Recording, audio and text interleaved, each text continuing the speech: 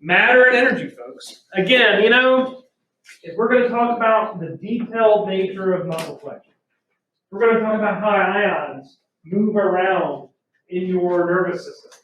We've got to start at the bottom of this thing and work our way up. So let's blaze a trail through some introductory materials that you should be very familiar with from Biology 1. All right, you should be familiar.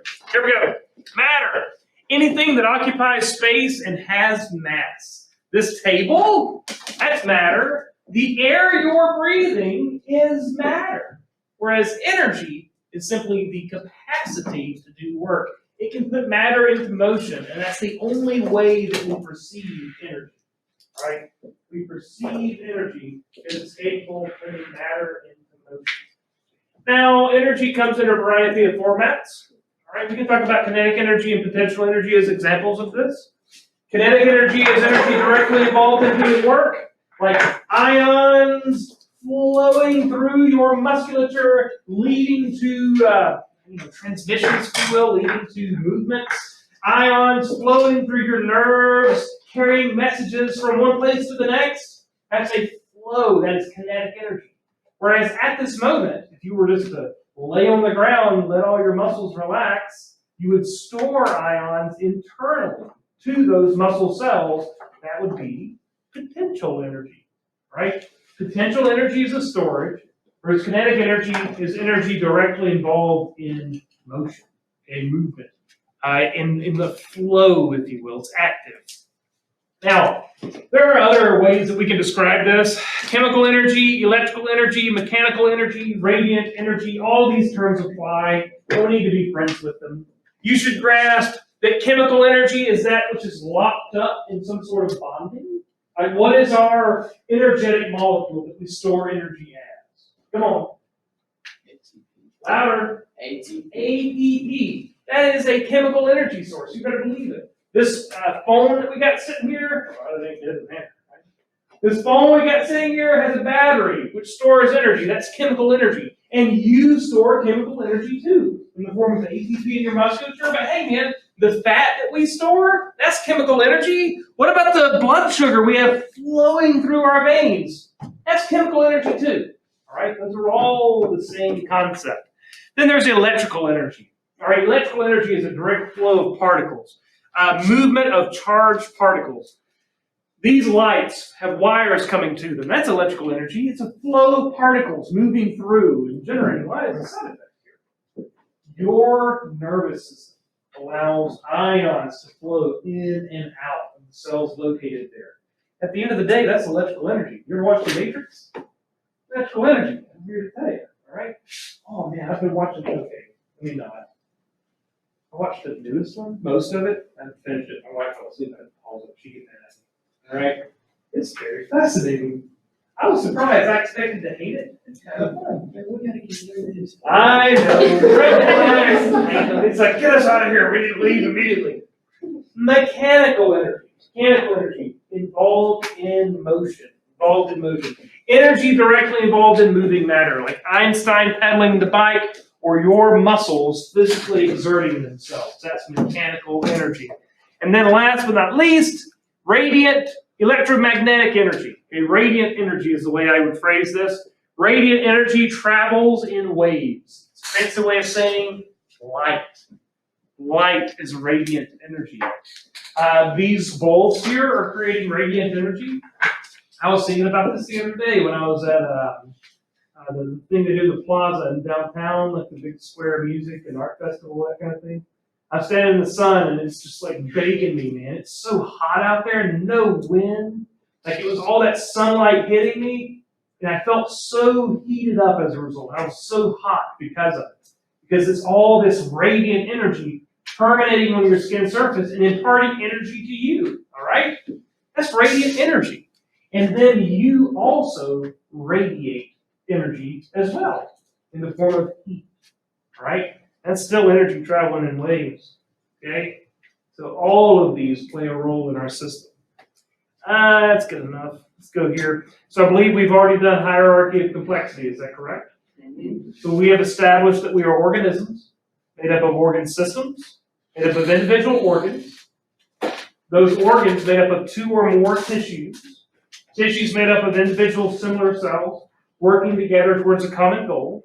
Those cells contain organelles like mitochondria, Golgi bodies, nuclei, indeed. Those being made up of macromolecules like proteins, nucleic acids, lipids, that sort of thing. Those macromolecules being made of smaller molecules, okay? And then those being made up of atoms, right? So where we need to go, we need to have a little conversation about atoms. Specifically, atoms and their subatomic particles being protons, and electrons. Good. Protons, neutrons, and electrons. Let's have that conversation. All matter is composed of elements, and your body is almost entirely these six. Let me say it again. Your body, by mass, all right, is almost entirely these six atoms. That would be oxygen, carbon, hydrogen, nitrogen, calcium, and phosphorus. Why so much oxygen and hydrogen? We're made of water. What's water made of? Hydrogen and oxygen. Exactly. That is exactly right. But carbon, my biology one, folks. Lots of stuff's carbon. Lots of stuff's carbon. We're carbon based. Give me examples. Go ahead and tell you. We have labeled a bunch of them. What are your muscles made of? Well, yeah. Come on. Go to the supermarket, you buy meat. What do you buy it for? What's in there?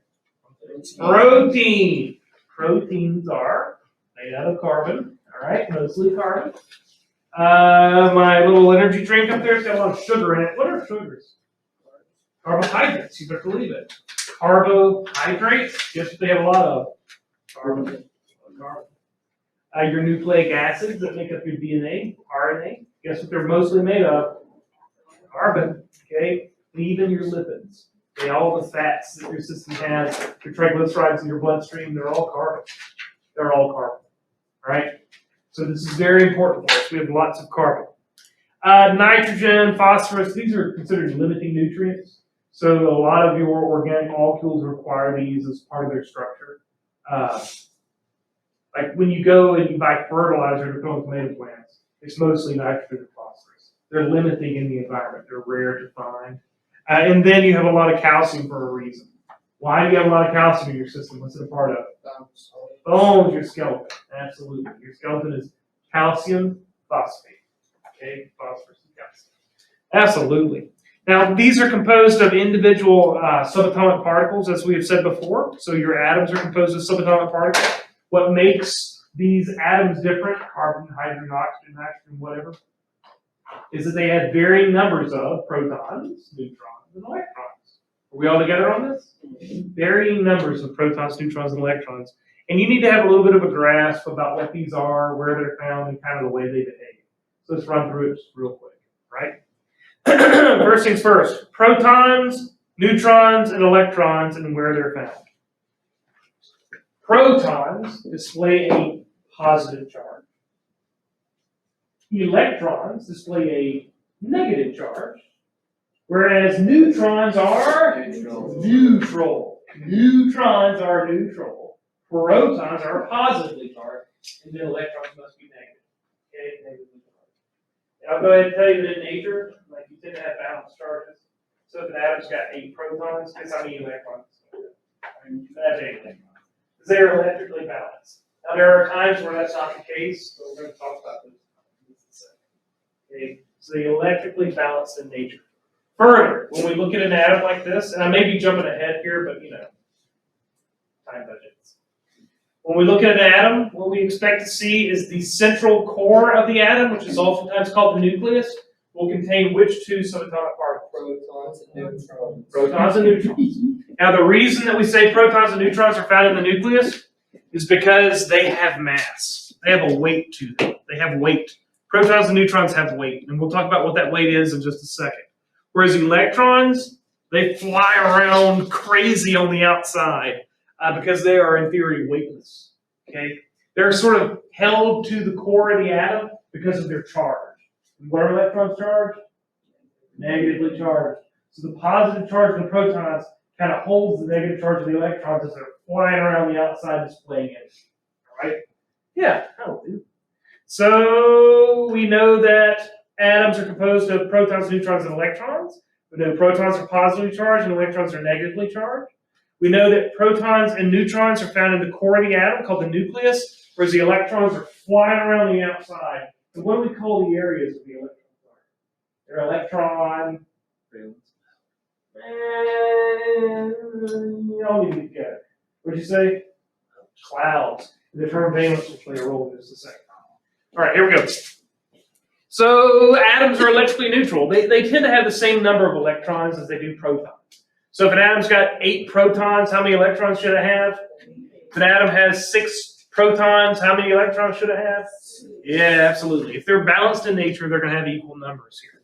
Now, we said that protons and neutrons are heavy. They have a mass. But we can't measure these in like grams or ounces or something like that. They're so small, you know, it doesn't apply. So what we do is we have a special term for the weight of a proton or a neutron. Protons and neutrons, they weigh 1 atomic mass unit each. How many atomic mass units? So if I got 2 protons, what's their total weight? 2 atomic mass units. What if I got 3 protons and 3 neutrons? How many atomic mass units is that? 6 total. Like, that's how this works. Okay? They have a weight of 1 atomic mass unit each. If I got 1 proton and 1 neutron, that's 2 atomic mass units. We will never do any fancy math in here. You're welcome. It's going to be very simple. Very, very simple. Yeah, whereas the electrons are very light and are found on the outside. Give me a second. Yeah, I better go to here first. I'm going to go to here and then I'm going to go back. There's some terms that you need to know. Test material. Here we go. Atomic number and atomic mass. Atomic number and atomic mass. When you look at an entry on the periodic table, the atomic number is the small number. The atomic mass is the large number. Here is helium. Its atomic number is 2. Its atomic mass is 4. That tells us literally everything we need to know about that atom. Everything. Already. You need nothing further. How many protons does helium have to have? 2. The atomic number is the number of protons. Everybody hear me on that? The atomic number is the number of protons. So if the atomic number is 2, length of how many? 2. 2. Now look over here. Here's hydrogen. Hydrogen has 1 for its atomic number. How many protons does it have now? 1. All right. Here is nitrogen, man. It's got a 7 for its atomic number. How many protons does it have? 7. Very simple. The atomic number tells us the number of protons. Straightforward, to the point. So far, so good? And yet, we know that these atoms are balanced in nature, right? So if I look over here at oxygen, and oxygen has an atomic number of 8, that tells me what?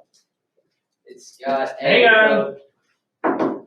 It got 8 Protons. If it's balanced in nature, what's the charge on a proton? Charge. They're positively charged. How many negatively charged electrons must it have? It's got 8 positively charged protons. How many negatively charged electrons must it have to balance? See how that works? So the atomic number not only tells us the number of protons, it tells us the number of electrons too. Okay? It gives us the electrons too. Like here's carbon. Carbon has 6 protons, atomic number 6. You know it's got to have 6 electrons as well. So far, so good? Now let's do mass. Now, what 2 subatomic particles have mass, Mr. Springfield? Protons and? Electrons. No. You said it right the first time. You caught me when I was doing I'm messing with you. All right. Protons have mass. What else does? Neutrons. You better believe it. All right. So the mass. So the next one. The mass is the sum of protons and neutrons. The total is the whole mass of the atom. So if we look over here at helium, and helium has an atomic mass of 4, and it's got 2 protons, and we know that because it's got a 2 for an atomic number, we're just going to do some very simple subtraction. If the mass is 4, and you know that 2 of those are protons, what must the other 2 be? What else has mass? Neutron. Neutrons. It's got 2 neutrons. Here is, golly. Here is nitrogen. Nitrogen has a 7 for an atomic number. We know that means 7 protons. But its mass is 14. Its mass is 14. We know 7 are protons. What must the other 7 be? They must be neutrons. All right? They must be neutrons. If it's got an atomic number of 7, that means 7 protons, 7 electrons. If its mass is 14, hey man, we know that 7 of those got to be neutrons. This is the game we're playing, folks. This is the game we're playing. All right? So, if I were to put this on your test, I said, what element is this? What is its atomic number? 8. What's its atomic mass? How many electrons does it have squared then? 8 electrons. All right, Mr. Latham in the back. How many neutrons does it have? 8. How do you know?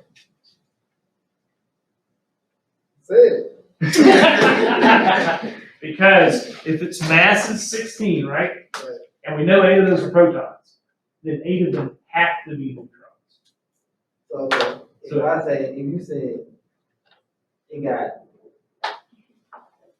10 neutrons. Hang on, let's just stick with what we got on the screen. oxygen can. Hang on, just bear with me. Just bear with me. Let's stick with what we got on the screen. I know, that's why we're doing this. If you knew it, you wouldn't have to be in the room right now, right? We're here for a reason. Wait, We're so learning. you asked how many electrons it had, so because it's neutrally, but they have to be balanced, so that's 8 protons. It has to have 8 Love this class already.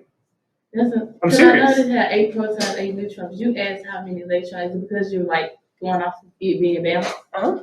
Okay, that's not confusing. Yeah, absolutely. So these are balanced in nature. So it's got 8 for an atomic number. What does that tell you? It has 8 neutrons. And 8, Whoa, I mean, 8 no. protons. No, let's not extrapolate. If it's got Okay. an atomic number of 8, the atomic number dictates the number of protons. Right. The end. That's it. But if it's got 8 positively charged protons, we can infer that it would have 8 negatively charged electrons. Right. Okay. And if its mass is 16, we don't care about the electrons because the electrons are weightless, right? Right. The only ones that have mass are protons and neutrons. And we know it's got 8 protons. So if its mass is 16, 8 of those 16 are protons. So the other 8 must be neutrons. That's how this works. All right? That's how this works. It made sense now. I'm working on it. Look, I am. I can see in y'all's eyes when you're confused. I can see in your eyes when you're confused. And I'm here for it. Because I want to see you do good. I'm here to say, when people do poorly, that don't make me happy. It breaks my heart. I want to see you do well. Now, I will say this too. I've given tests before, and I've got a B or an A, and it makes me a little nervous. You're not doing a very good Did job. I not question them hard enough? Did I not give them enough difficulty? But if that happens in here, hey man, that's great. Period. All right? Period. All right, let's go here. Let's briefly mention ions and isotopes. I'll do isotopes first just because isotopes are atoms with varying numbers of neutrons. Everybody hear me on that? Mm-hmm. This is probably the last time you're ever going to hear me talk about isotopes. They have varying numbers of neutrons. Whereas ions, you don't have this slide or is it different? I have ions. Well, I'll be dang. I need an update. All right. Put the wrong one in for you guys. I apologize. Whereas ions have varying numbers of electrons. All right? Ions have varying numbers of electrons. And ions matter. Okay? You're going to find that you're going to deal with a lot of charged particles in this class. How do muscles flex? It's a flow of charged particles. How do your nerves, is that English? How do your nerves, there we go, send messages?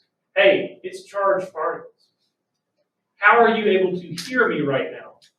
Because you have a structure in your ear called the organ of corti.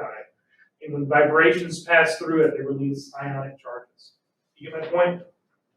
Like, how do you see me right now? You have what are called rods and cones in your eyes. And when light hits them, the reflected reflection into your eye, the refraction into your eyes, causes a release of charged particles. Ions are going to play a very important role as we move forward. And ions are atoms with different numbers of electrons. You need to know that, right? It's important. All right, let's go here. I got another few minutes. Another few minutes. I got about 7 minutes left, and then I'm going to cut y'all loose. You all right? Are you that excited?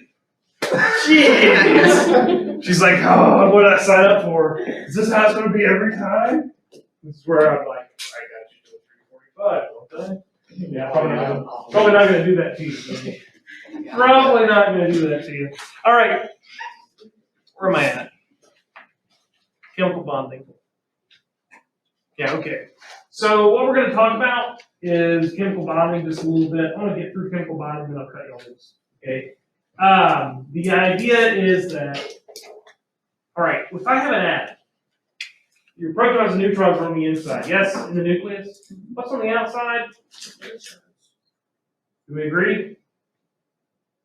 Are you in the zone? What's on the outside? I gotta hear you. In the valence shell. She's not gonna do it? There you go, that's it. That's what we're doing. We're dealing with electrons. So if I bring together two atoms, do I expect the protons and neutrons to interact? That's like if we bump into each other. My skeleton is not going to touch your skeleton. Does that make sense? But the stuff on the outside can't. The electrons. When you deal with chemical bonding, this is just a relationship amongst electrons. Did I hear on that? The electrons are going to determine if things are capable of bonding or not, because the electrons are on the outside of this. It's going to look something like this. Oh, hang on. It's going to look something like this. What are the outside electrons called, Mr. Scrifta? They're in the valence shell. All right? Now, this is anatomy and physiology class. We're not going to go into huge amounts of detail on this. We're going to keep it real simple. I want you to know that the first energy shell can hold a maximum of 2 electrons. How many electrons in the first energy shell? 2. Whereas the second energy shell can hold a maximum of 8 electrons. How many in the second energy shell? 8. All right, so here we go. Let's talk about it. The outer energy shell will always be called the valence shell. So let's go. Actually, you know what? Let's just stick right here. Do they call it the octet rule? Yes, that's correct. It is referred to as an octet rule. You are absolutely correct. All right, here's carbon. Carbon has 6 protons, ergo we know it's got how many electrons? 6. 2 in the first energy shell, how many in the second? 4. So it's got 4 valence electrons. All right, 4 valence electrons. Here is nitrogen. How many valence electrons on nitrogen? 1, 2, 3, 4, 5 in the valence shell. It's got 7 total electrons, 1, 2 in the first, 3, 4, 5, 6, 7. Okay, here is oxygen. It's got 8 protons, ergo it must have 8. and 8 electrons, right? Because we're playing electron games right now, yeah? Oh, okay. Right. So 2 in the first energy shell, 8, 7, 6. 1, 2, 3, 4, 5, 6 electrons in its Valence. good. You're doing great. I'm most pleased. 8 electrons in its valence shell. So with that in mind, let's go here, do this slide, and then we'll call it. Is that a deal? Mm-hmm. All right, good. So here we go. Chemical bonding. Here's helium. Helium has 2 electrons. How many can the first energy shell hold? 2. Because the valence shell is full, that makes helium non-reactive. Everybody hear me? Makes helium non-reactive. It doesn't need any more electrons to be stable and happy. It's already stable and happy. It's non-reactive. Look at neon. How many valence electrons? 8. 8 valence electrons. It's got a full outer energy shell. Its valence shell is full, so it's electrically stable.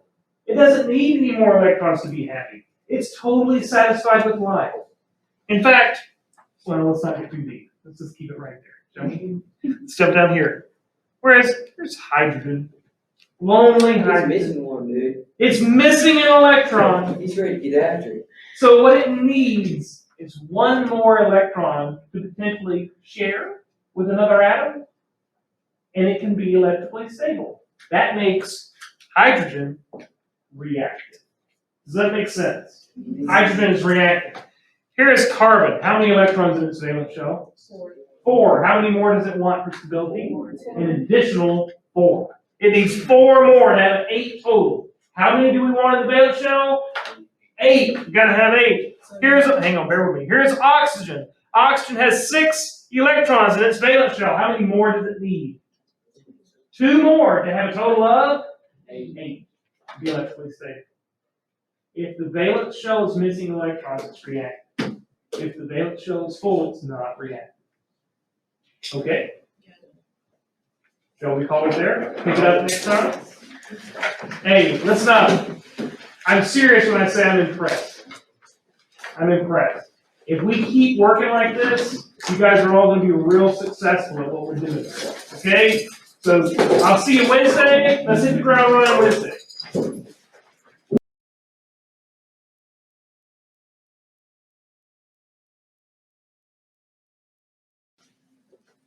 This is where we work, roughly.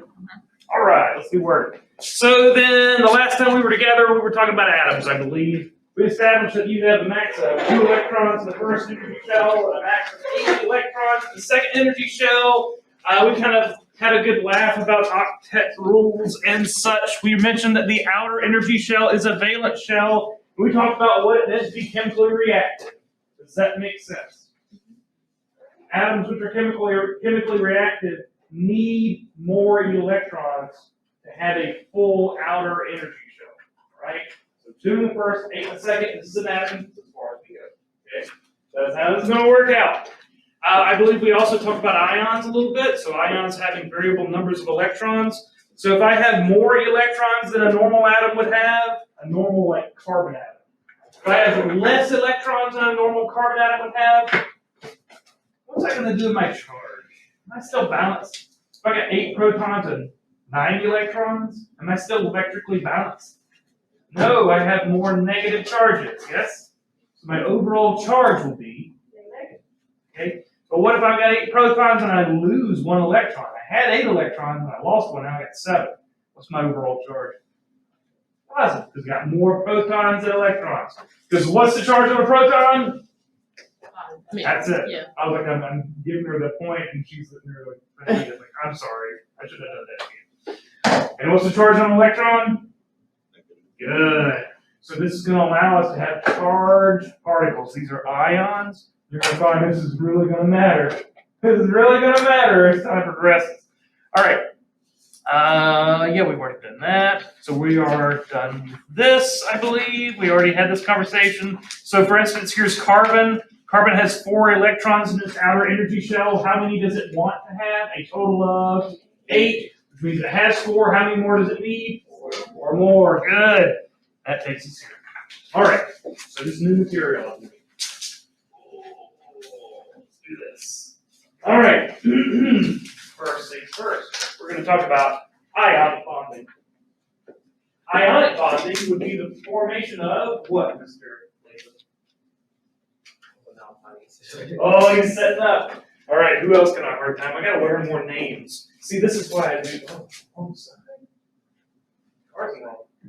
Gosh, I'm falling apart here, folks. What's happening? I'm a pro at this, I promise. Gotta give me time. Just excited. There we go. All right. So, if an ion has varying numbers of electrons, what do you think an ionic bond is going to do? It's going to change the number of electrons. Let's try it again, shall we? If an ionic bond, let me change that even further.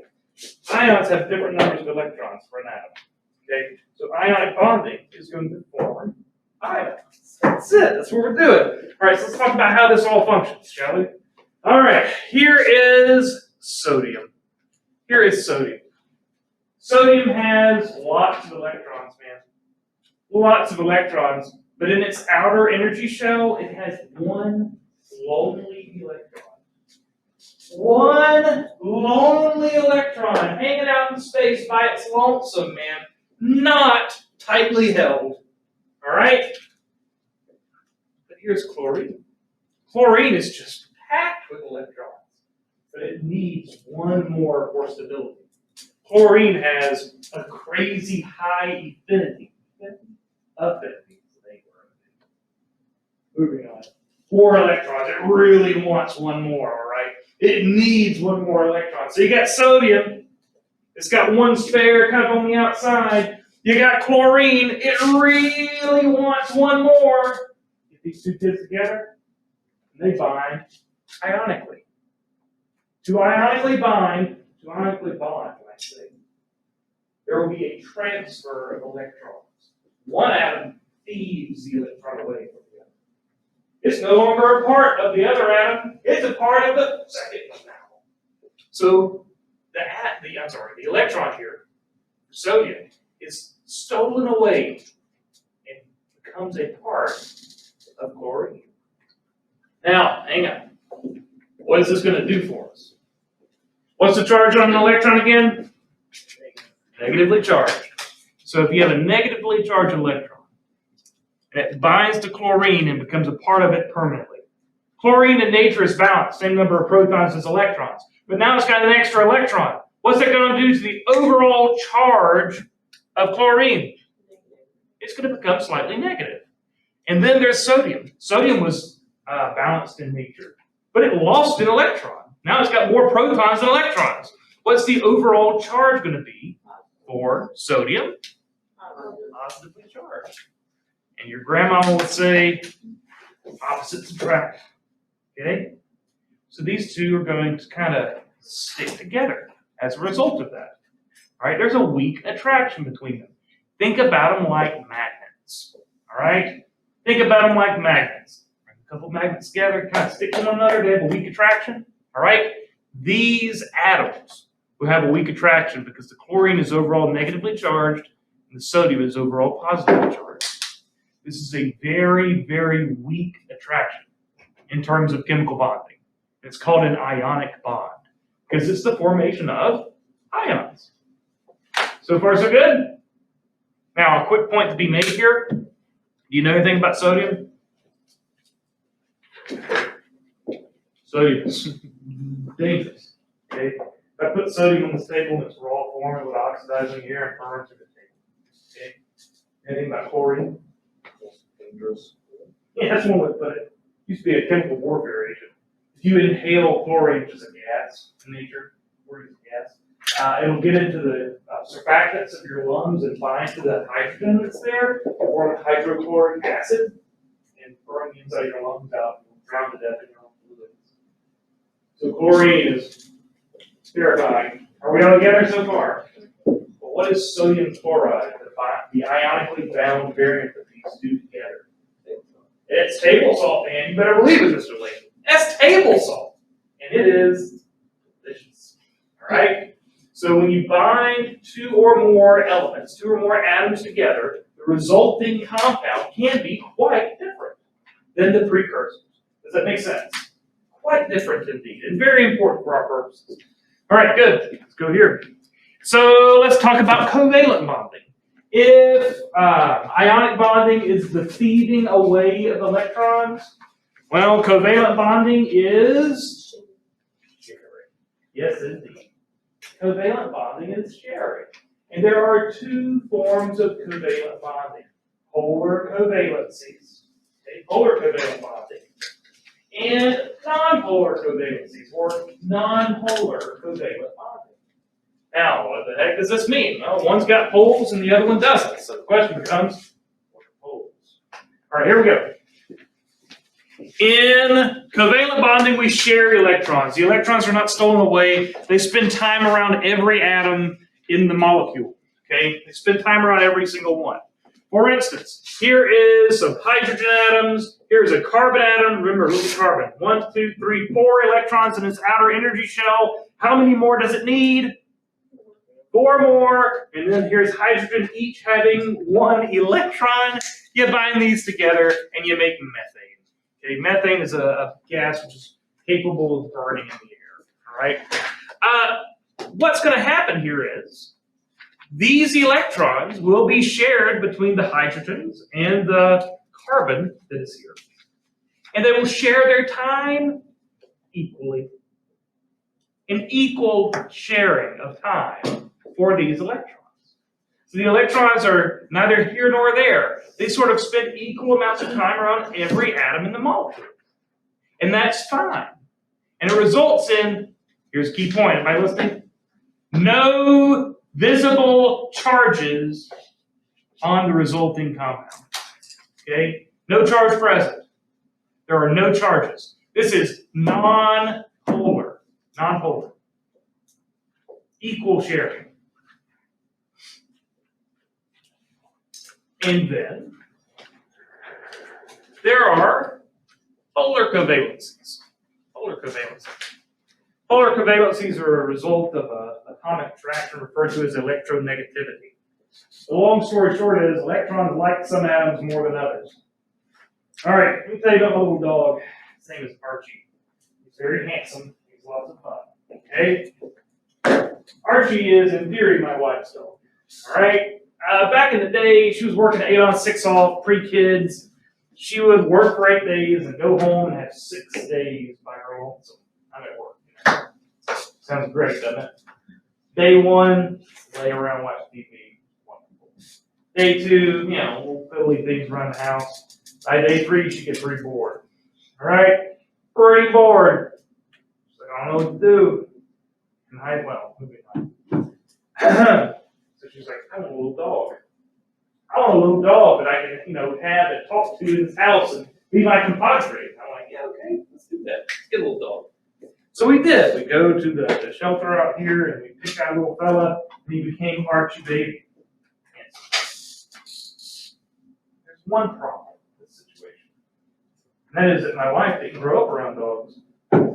She didn't really know how to handle them, know how to deal, She didn't really get the concept. She liked the thought. She didn't really understand. Whereas I grew up on the farm, all right? I grew up in an incredibly rural situation with lots of animals all the time. So the dog just naturally gravitated to me. Because, it's not my first rodeo. And it irritated my wife to no end. Because I'd come home and he'd be my little shadow. Everybody with me? The sharing is not equal. The dog should be spending equal time around both of us. But because the dog spent most of its time around me, I would be covered in dog hair all the time. And when these electrons spend most of their time around one side of the molecule, what's the charge of an electron? That side of the molecule becomes slightly negative in charge. And then by comparison, if one side of the molecule is getting most of the electrons hanging out over there, and it's slightly negative, what do you know about the other side of the molecule? It's slightly positive, because the protons don't have that balancing act from the electrons. Polar covalency is where one atom or more tends to hold the time of the electrons for a prolonged period. It displays electronegativity. The electrons are shared, but they're not shared equally.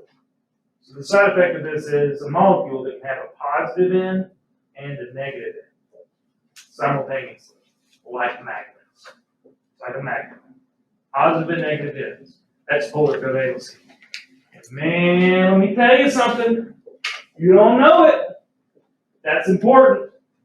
Holy cow. This is foundational science for how life exists. Polar covalencies are a big deal. Mostly because of the most famous polar covalent molecule out there, which is water. Water is polar covalent. Don't believe me? Turn around. Look back here.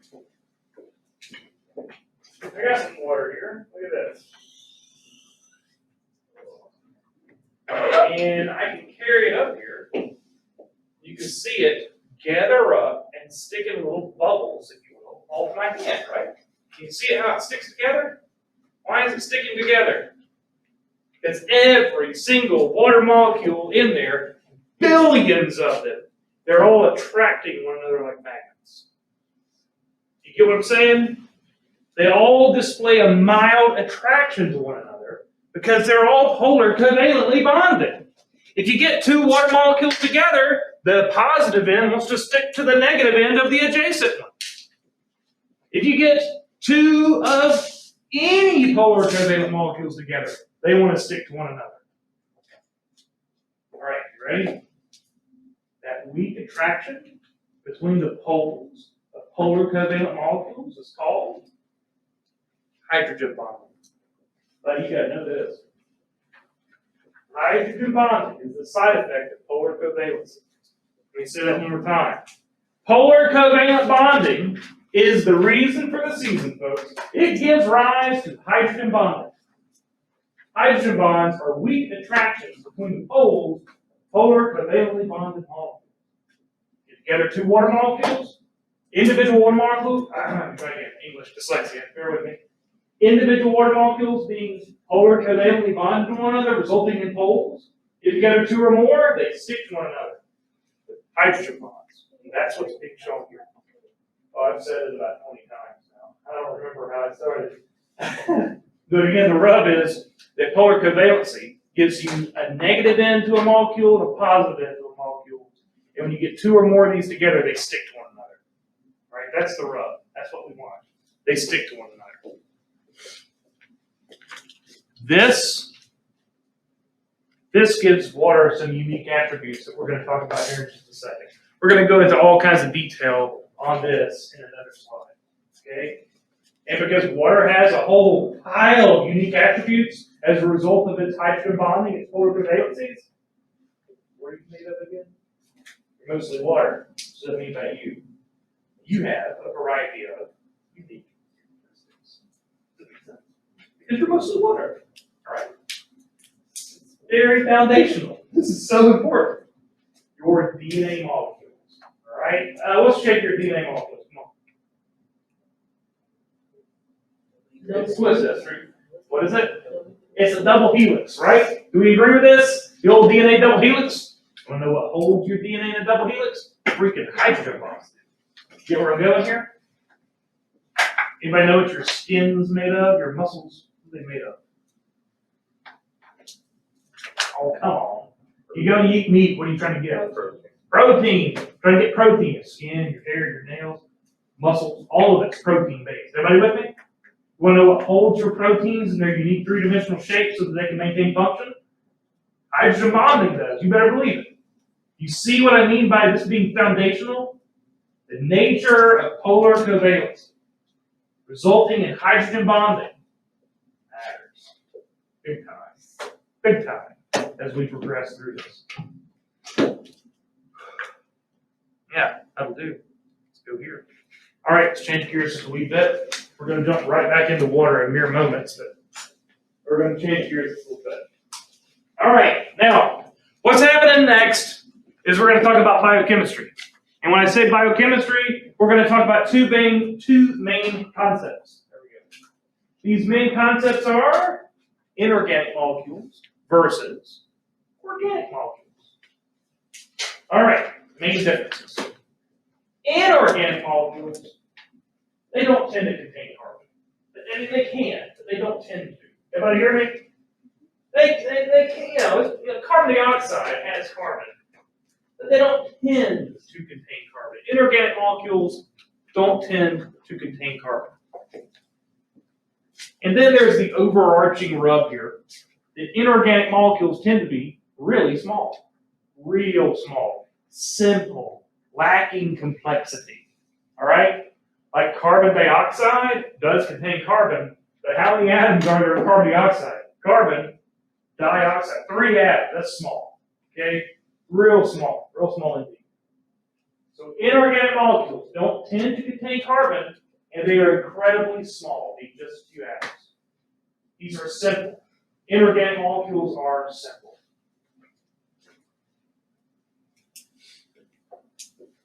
These are going to be like salts, acids, and bases. And the most important inorganic molecule, water. And then there's organic molecules. Anybody want to take a wild guess as to what an organic molecule is? If inorganic molecules are small and don't really contain carbon, what do you think organic molecules are They have carbon and they are big. That's it. That's how this works. And the organic molecules are the ones that you hear about all the time. Proteins, nucleic acids that make your DNA, carbohydrates, lipids. Give me a second. Lipids, that one we love to hate. Okay. Oh my gosh. Let's go through and talk about these, shall we? First things first, let's talk about some inorganics. And the number one example here is water. What's special about water, folks? That we just talked about. You're made of it, mostly, that's true. A lot of your body's water by volume, that's fact. Huh? It hydrogen bonds, it's fact. Because what kind of covalent bonding does it display? Polar or non-polar? Polar covalence. Okay, because water molecules polar covalently bond, they display hydrogen bonding that gives them unique attributes. And that's interesting because you're mostly water, but gives you unique attributes. Let's talk about this, shall we? Water has a, come on now. Water has a high heat capacity. It means it absorbs and releases lots of heat before it changes temperature itself. Water has a high heat capacity. And you know this. If you take the water out of the tap, put it on the stove top, put it on high, and it takes an eternity to get hot. Back, oh my gosh. Nothing like realizing you're supposed to cook rice when the rest of the meal's almost done. You're like, Jesus, right? Been there, done that. That's why I've gotten started buying little packets and put in the microwave. Oh, revolutionary. Not as good, but revolutionary. Laziness. Because water has a high heat capacity, it takes a lot of energy to change the temperature of water. That's what that means. So do you. You've got a high heat capacity. It means it takes a lot of energy shift to change your core body temperature by even a single degree. What's the rub to that? When it's frigid, icy cold outside, I can throw on a shirt and scamper out and grab my trash can and drag it to the road and run back in the house and not die. Does that make sense? I'm thermally stable. It takes a lot of energetic variances to change my core body temperature because I'm mostly water. All right? You can go out in a blazing hot sunny day and your core body temperature is not going to shift very much because you are made of mostly water, and water is thermally stable. Does that make sense? How this works. High heat of vaporization. That's a fancy way of saying it takes a massive amount of energy influx to make water change from liquid to gas. Huge amount of energy to change water from a liquid to a gas. What does that mean for you? You get very hot, what do?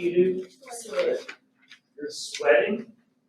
There's a very, very effective way of cooling your body off.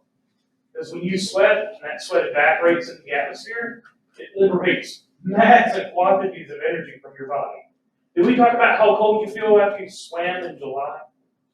Right? So it's like July heat, burning, flaming hot surface of the sun in Alabama. But you get out of the pool and you feel cold. Why? Because all that water is radiating heat off your body. Okay? As it evaporates, it's going to cool you off real fast. You can almost hypothermic. All right?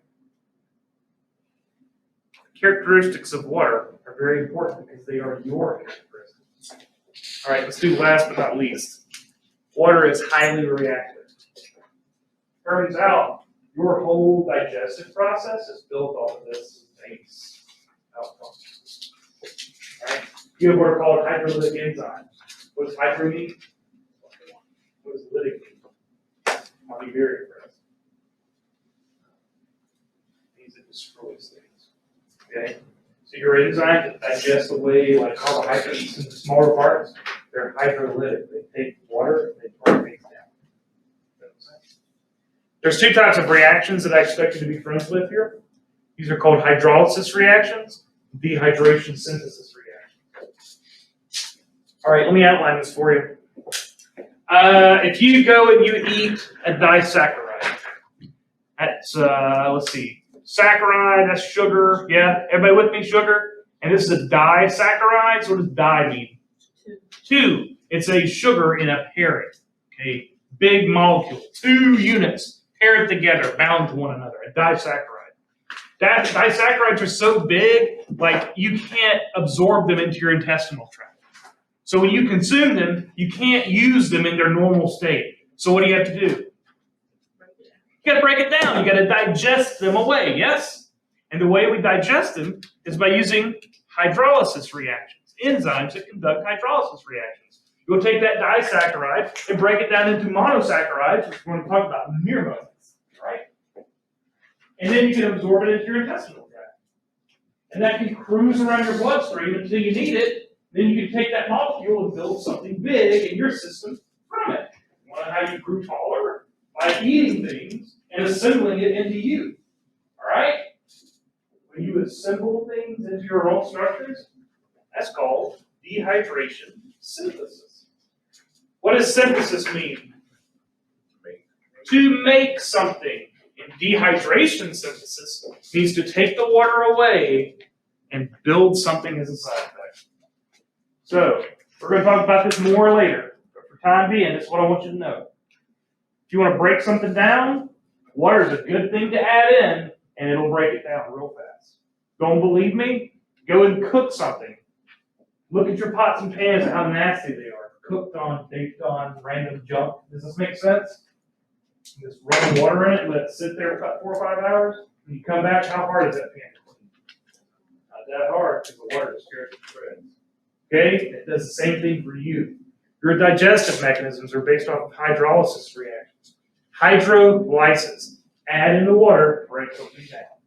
And then when you need to heal, when you need to grow, when you need to develop, if you need to build something new internally, take water away and you build things. It's called dehydration synthesis. Synthesis to make.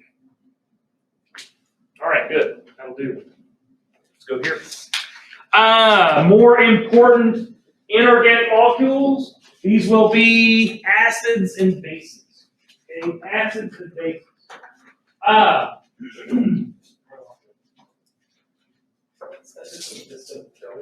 right, here we go. So acids are acids because when you place them in water, they release hydrogen ions. Everybody hear me? Like, what is an acid? An acid is something that's an electrolyte. You place it in water and it releases hydrogen.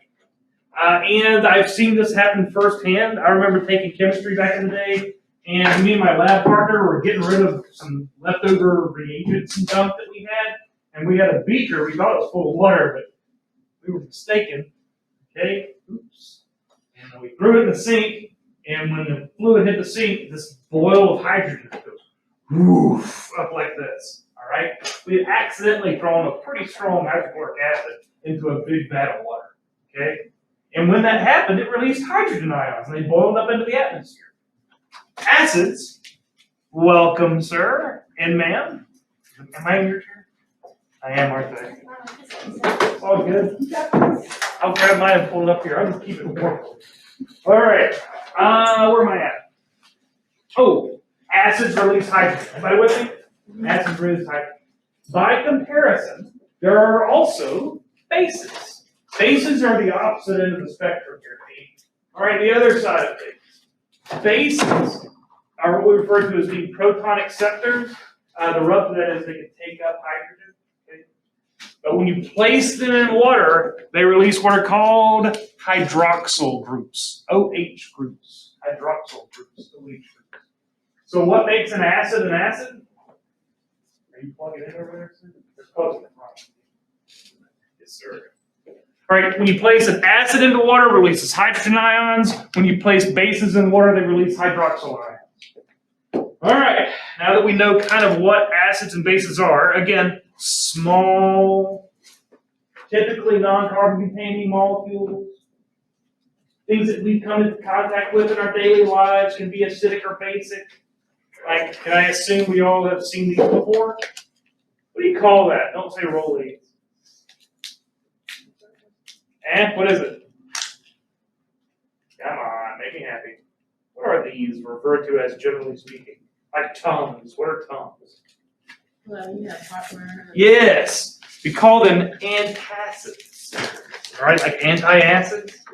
Because what will happen is, if your stomach's producing a lot of acidity, and especially if that stomach acid is kind of boiling up into your esophagus and causing damage, you can consume some of this material, which is incredibly basic, and it'll neutralize the acidity in your stomach and keep you from hurting. Does that make sense? It's a base. It helps to, there we go. It helps to neutralize acidity. What do we have in our system that's acidic? Well, I just told you one thing, didn't I? Is your stomach an acidic environment? Oh, yes. Very acidic. Hydrochloric acid in the stomach. Very acidic indeed. But you have lots of things which are acidic in your system.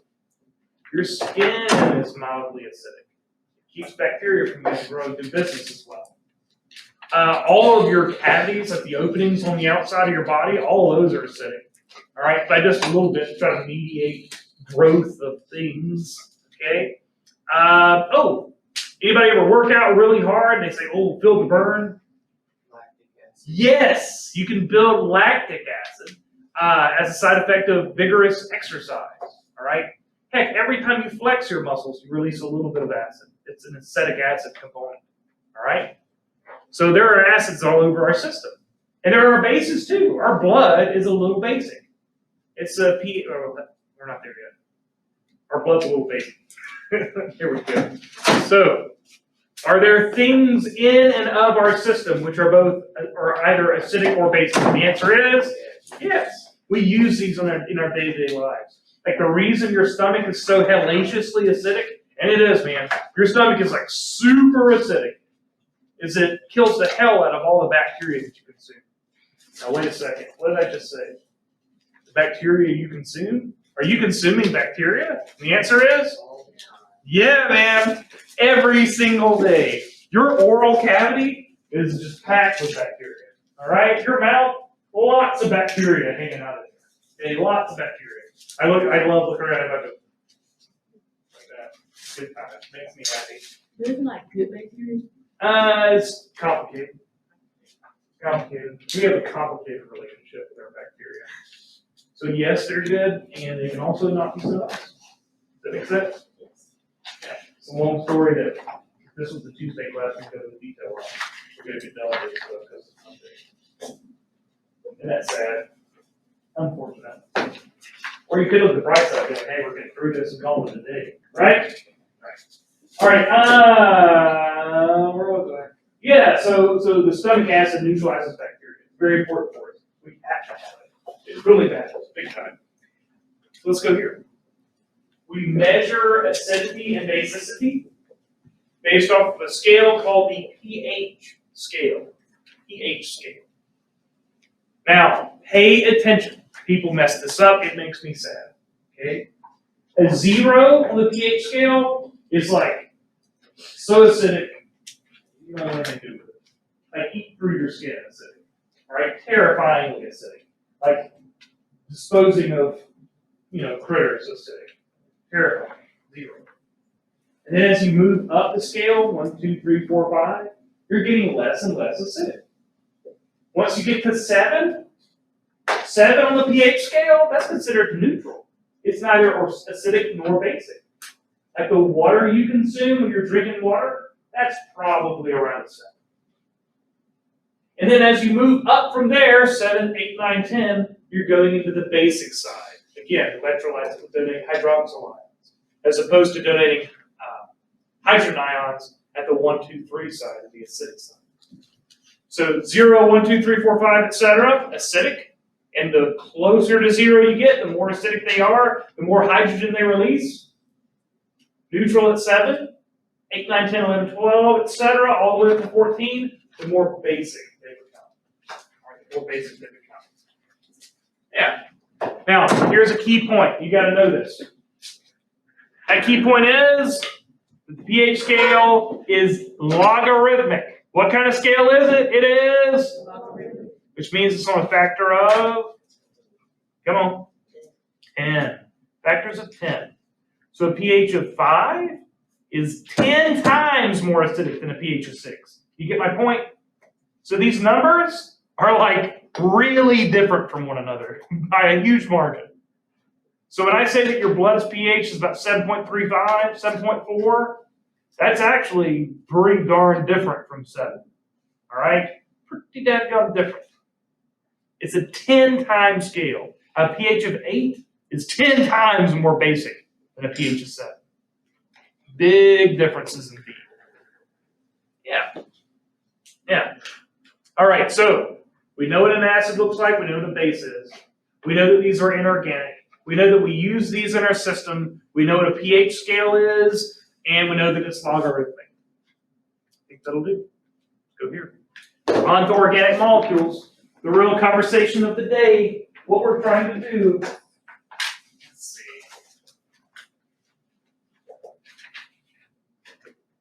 Okay. Let's kind of get our feet wet in this. Yeah. Let's get our feet wet in this and then take a little break. Deal? All right, that's what I plan to do. So, organic molecules. Organic molecules are the proteins, carbohydrates, lipids, and nucleic acids.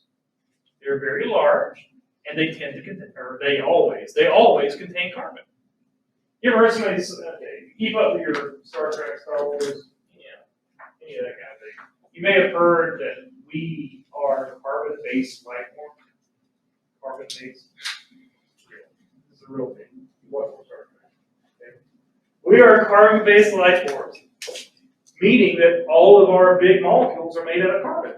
Like, what are you made of? Well, you're mostly proteins, carbohydrates, lipids, and nucleic acids. Everybody with me? And what do we make all those out of? Carbon, man. Make them out of carbon. With that in mind, let's go through and talk about these. Actually, you know what? Let's look at our McDonald's here real quick. Boy, it makes me hungry. As you'll find, I'm a big fan of some McDonald's hamburgers and fries, man. If I had my choice, somebody said, hey, let's go to fast food, what do you want to get? I'm going to be like, oh, cheap little hamburgers, or cheeseburgers, I should say, from McDonald's. Not the big fancy ones. Not the ones where they're trying to be Hardee's or Burger King. Nothing like with a fancy name. No brioche. No. Simple little cheeseburgers. That's my happy place. And when you look at this, are there carbohydrates in this picture? Yes. What are carbohydrates? Sugars. Oh, that Dr. Pepper back there, which wouldn't be for me. These French fries, they contain carbohydrates. The bread there, carbohydrates. You can guarantee all the sauces have lots of carbohydrates. What about proteins? Where do you find the protein in this picture? Hopefully the meat. Okay? Hopefully the meat. We're hoping the meat contains protein. That's fact. And if it doesn't, delicious all the same. Okay? Tasty. Makes me happy. Happy place. Lipids. Do you think there's lipids in this image? Oh, yeah. Yeah, you know it. How do you think they fried those potatoes there? Those taters, as it were. All right? Fried them in fat, man. That's a lipid. And if you take that burger and you put it down on some paper and you rub it, pick it up, how's that paper going to look? Transparent and greasy, man. Yeah, there's definitely lipids there. And there would also have to be nucleic acids from the DNA that goes into the cells that made all this stuff. All right? So it's there. It's just not something we think of normally. It's being part of our diet. Let's go here.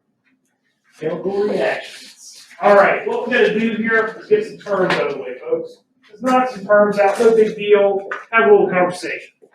So, first things first, in any chemical reaction, there will be reactants and products. Reactants go in, products come out of any chemical reaction. Remember our disaccharide we broke down for our digestive process previously? One sugar comes in, 2 sugars come out. That is reactant versus products, okay? In all reactions, there can be either let me try again. Anabolic reactions or catabolic reactions. Anabolic. You ever heard of anabolic steroids? That's what athletes take, yeah? Anabolic steroids. What do anabolic steroids help an athlete do? Build mass. To grow larger. Anabolism is a synthesis reaction. We're putting things together to make something larger. So catabolic by comparison, taking something larger and breaking it down, man. I think of the way I remember this, all right, my own mentality, is I think of a catastrophe, of being the destruction of something. Okay, catabolic destruction, breaking something down.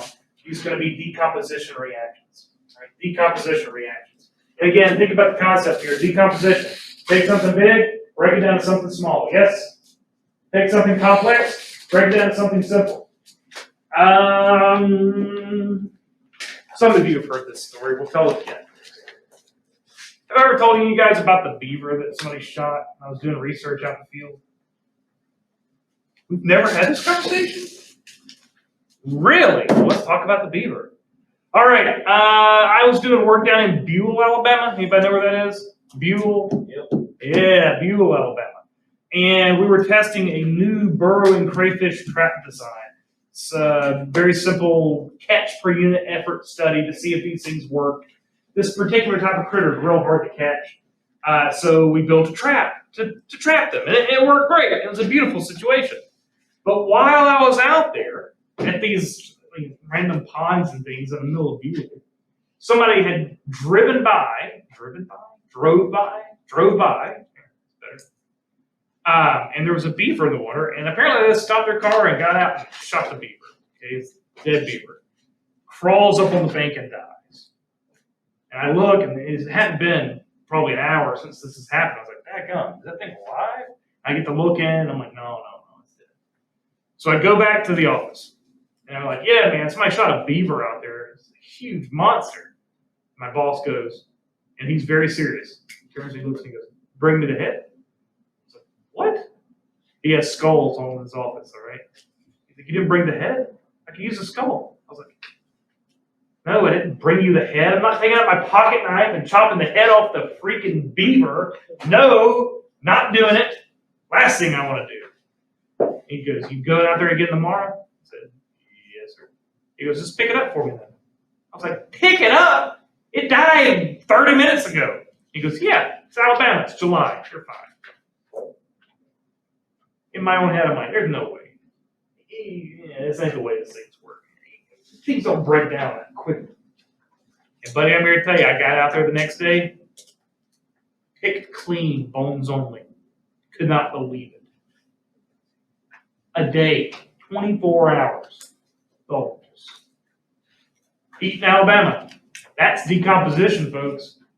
Now, you gotta imagine there's some, birds and other critters chowing down on that thing. That's reality. But bacteria and fungi were doing their thing too. And that's decomposition. Taking something big and complex, turning it back into the sands around us. All right? That's catabolic. It's decomposition. It's breaking things down. Are we together? All right, man. Let's go here. Get one more term set into us here. All right, here we go. Listen up. The four classes of organic molecules usually exist as polymers, which are repeating subunits of smaller units called monomers. What does mono mean? One. Poly means many. Poly means many. Mono means one. So what you're going to find is, with all of these organic molecules, they are polymers made up of many smaller subunits that we call monomers, the building blocks. So here's an example. Starch is a blank of thousands of glucose blanks. Starch is a polymer of thousands of glucose monomers. How does this go? Now, how does this happen? Well, this should look familiar. It'll happen through either dehydration synthesis or hydrolysis reactions. If I've got a disaccharide and I want to break that thing down, wait, okay, hang on, wrong spot, let's try again. Let's say I've got two molecules and I want to put those together to build something larger and more fancy. I'm building something new, it's anabolic. Is that going to be synthesis or decomposition? Synthesis, I'm making something new. It's dehydration synthesis. Because look, when you put together two monomers, you strip off two hydrogens and an oxygen, which forms water. It takes water away. That is dehydration, right? If you're dehydrated, that means you've lost too much water. Dehydration synthesis, making polymers. How you do it every day. Is your hair growing right now? You're making pollen. That's dehydration synthesis. Are your nails elongating over time? I hope so. That's dehydration synthesis, man. You're making things from smaller parts. You have a cut? Is it healing? That's dehydration synthesis. And then there's hydrolysis reactions. Hydrolysis. Lysis means what? To break something down. Decomposition. We're breaking something down. It's catabolic. And we're breaking it down by doing what? Hydrolysis. Hydrolysis. If I tell you you need to hydrate, that means you need to get more water. Okay? Hydrolysis reactions add water in. Okay, y'all gotta bear with my dyslexia. I told y'all right so far, haven't I? Yes. Okay, like I get mixed up in my own mind sometimes. When things are binary especially, boy, I really struggle. So let's just make sure we're all together on this. Dehydration synthesis, we're building things by taking water away, dehydrating it. Is that what I said? Yes. Good. And then hydrolysis reactions, we're adding water in and that destroys them. That's lysis, it breaks things down. Does that sound right? Good, okay.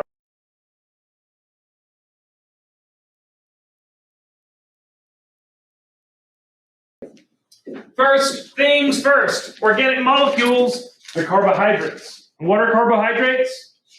Sugars. Yes, indeed. And the first we will discuss are the monosaccharides. Monosaccharides, that means what is mono? Hang on, what is mono? Single sugars. Okay, the single sugars, the monosaccharides, the simple sugars, if you will. There's a variety of these. We're going to talk about a few. Glucose you should be friends with. What's glucose? Where do you find it in you? Blood sugar, yes indeed. Fructose, galactose, these are all found in our diet. And potentially more famous, deoxyribose and ribose. Where do you find deoxyribose and ribose? They are part and parcel with DNA and RNA, respectively. Good job, excellent. All right. So with that in mind, let's go through. These are the disaccharides. Now, hang on a second. Disaccharide, how many sugars? Two. What we can do is we can take glucose and bind it to fructose and form sucrose. But how does that work? Well, we take glucose and fructose and we bind them by removing water from the system, and then they stick together as a side effect. We remove water to build something. What is that process? Dehydration synthesis. Dehydration synthesis. Removing water to build something. Now, that's too big to get into your intestinal tract. It's too big to get into your bloodstream from your intestinal tract. It's a better way to say that. All right? So what do you have to do to sucrose to be able to use it? You got to break it down. You break it down by adding water back to it. That is hydrolysis. You see how this works? Dehydration synthesis versus hydrolysis. Use the terms. Now, there's a variety of things to talk about here. We got sucrose. Sucrose is bound together, glucose and fructose. What do you know about sucrose? Anything? Where do you find sucrose in the world around you? What? Well, that's true. Yeah, sugar cane's a good way to look at it.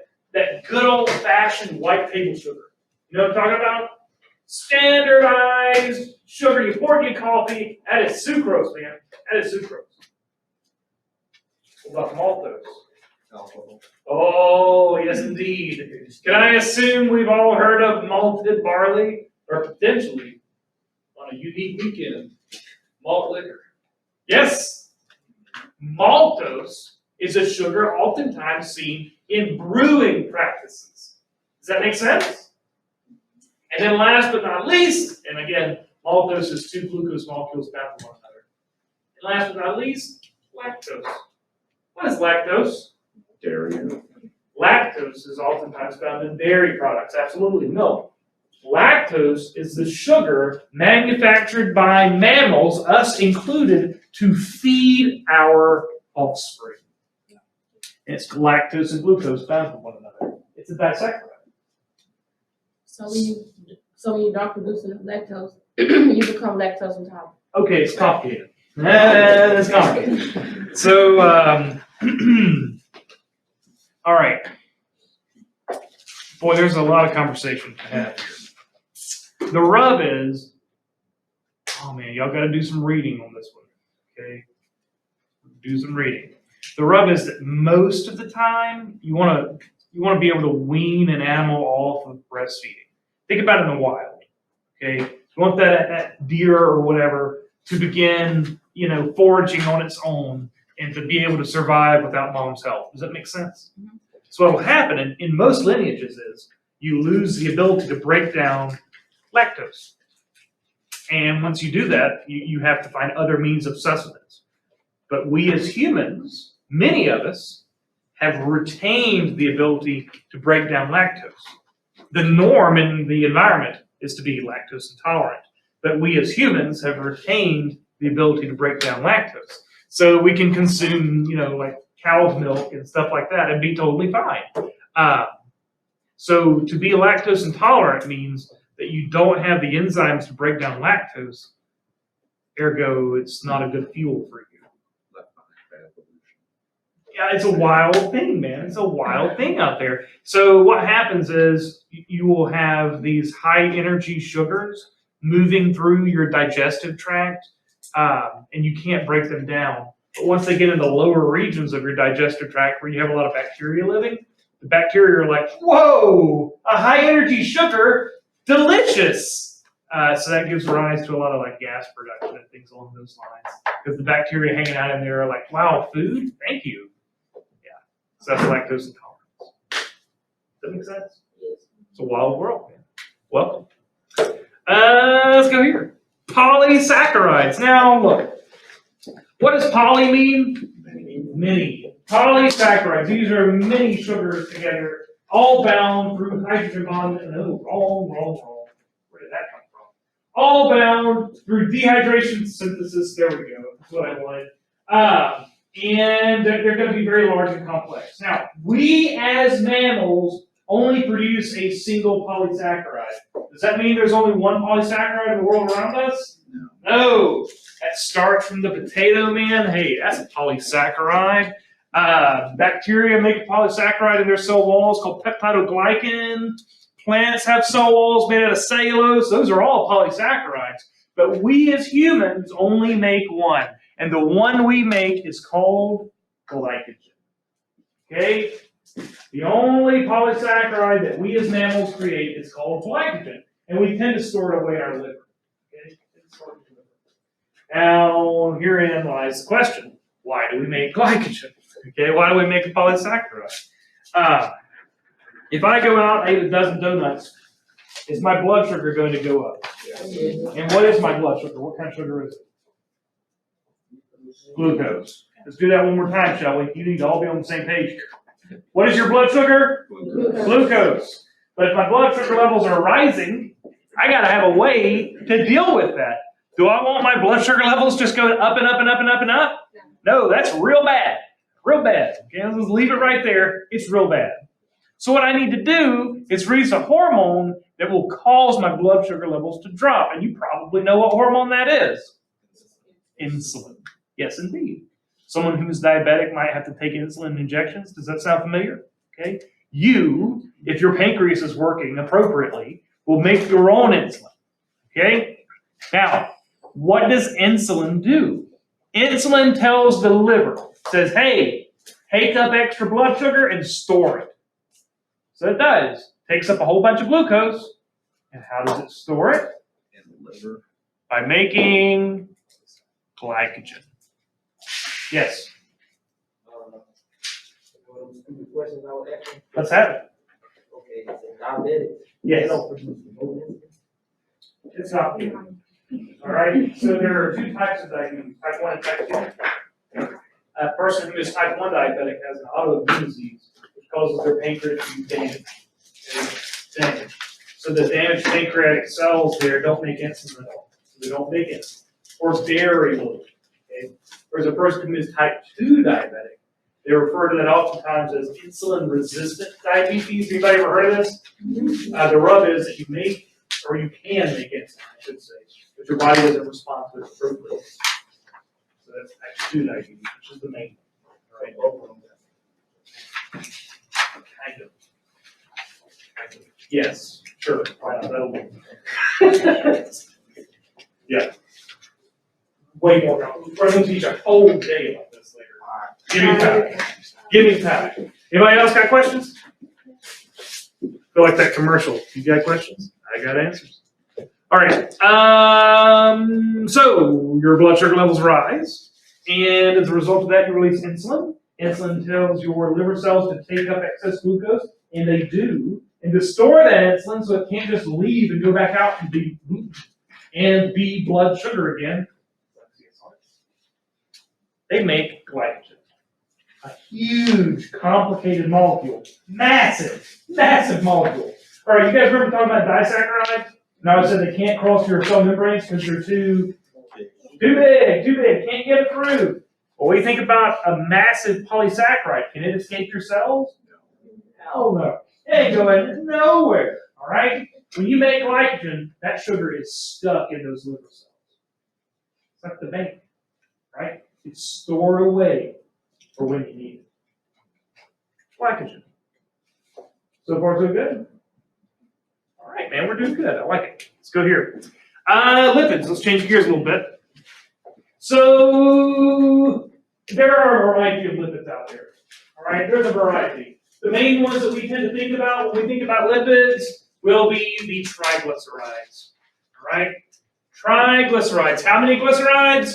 3. Good. All right, the way a triglyceride is made is it'll have a glycerol backbone and 1, 2, 3 fatty acid chains. Gotta say that one slow. Fatty acid chains. Which makes it a 1, 2, 3 triglyceride. Everybody with me? Now look at this. The way we do this is we bind these 1, 2, 3 chains to this glycerol molecule and remove their hydrogens and oxygen, kicking off water as a side effect. So to build a triglyceride, what kind of process is that? Dehydration synthesis. That is exactly what this is. That is dehydration synthesis. Good job, folks. Proud of you. All right, let's talk about it. Let's go here. Can I assume you have all heard of saturated fats and non-saturated fats? Or unsaturated fats? Yes? Saturated fat and unsaturated fat. Well, let's talk about it. A saturated fat, what we mean when we say saturated fat is that the fatty acid tails of those triglycerides are saturated with hydrogen. When they're saturated with hydrogen, they're just covered everywhere with hydrogen. Oh, by the way, what's this made of? Big old honking carbon chain. Do you see what I mean by big carbon containing? Welcome to organic molecules, okay? When those carbons are saturated with hydrogen, it results in straight carbon chains. What kind of carbon chains? Straight ones. And as a result of that, all those straight carbon chains, if they're all completely saturated, these molecules tend to stack up like building blocks in a natural world. You see, saturated fats are solids at room temperature, and they tend to be of animal origin. Let me say that one more time. Saturated fats are saturated with hydrogen. The tails, folks, we're talking about these tails. If they're all straight like this, okay, there's one tail right there. If they're all saturated in this fashion, the tails will all be straight. And it's like playing, what do you call it, Tetris. And I hope that we've all played Tetris. All right? The little boxes, it's easy to stack those things up. The squiggly ones, more complicated. Yes? Okay? When they're all straight tailed, they stack up at room temperature and they form solids. And they tend to be of animal origin. Look up in your cabinet. You've got olive oil, it's a liquid, yeah? That's because it's unsaturated. But if you cook bacon and leave the grease in the pan, what happens after a couple hours? Oh, yes, it does. It congeals to a solid mass because it stacks up. It's a solid room temperature. It's of animal origin. It's saturated fat. Butter. Lard. These are all saturated fats. They're solids at room temperature. It's just a matter of, as a molecule, how they are oriented. Whereas again, an unsaturated fat will not be completely covered in hydrogen. There will be what we call double bonds from time to time. And even if one tail has a double bond, it will be an unsaturated triglyceride, and it will tend to be a liquid at room temperature. Okay? A liquid at room temperature. These kink tails make it hard for these things to stack up. The side effect of them being hard to stack up, they say liquid. That works. Now, rubbed into this conversation are two more things that we should probably mention, and that is trans fats and omega-3 fatty acids. One of these is good for you, the other is bad. Which one's which, Mr. Lincoln? Sorry. Are you zoned? Are you zoned out? Oh, yeah, so the saturated definitely more not good. Unsaturated. Oh, all right. Hang on, I gotta see who I got a name for here. Oh, fam. Yeah, I don't know who you are. Trans fat and omega. Oh, you relax. You've already missed it. Which one's good? Which one's bad, fam? Trans fats are what? Good or bad? Let's have it. Fats are bad, omega-3s are good. Louder. Trans fats are, Bad. and omega-3s are Good. good. Does anyone know why? Because it's not natural. What's not natural? Trans fats. Is that what you're going to say? You get more for me. I was going to say the same thing. All right, let's talk about it, shall we? Trans fats are made in a laboratory. All right? Trans fats are not found in the natural environment. They're made in a laboratory. Look at this, folks. Yeah, let's have it. Oh, am I getting whispered to you? All right, let's have it. Hang on, let's use the terms. Give me a second. All right, here we go. I believe the question is, what are the terms cis and trans? Is that where we're headed? All right, here we go. So look at this. This is a trans fatty acid. This is a cis fatty acid. These are molecular descriptive terms. So what the heck does it mean? What will happen is, like, a trans fat will have its hydrogens oriented like this. They're not in a straight line. That don't make any sense. Okay, they're like magnets. They want to stick together, right? They don't orient like this. They're actually all set like so. So you have this alternating pattern of hydrogens. Everybody with me?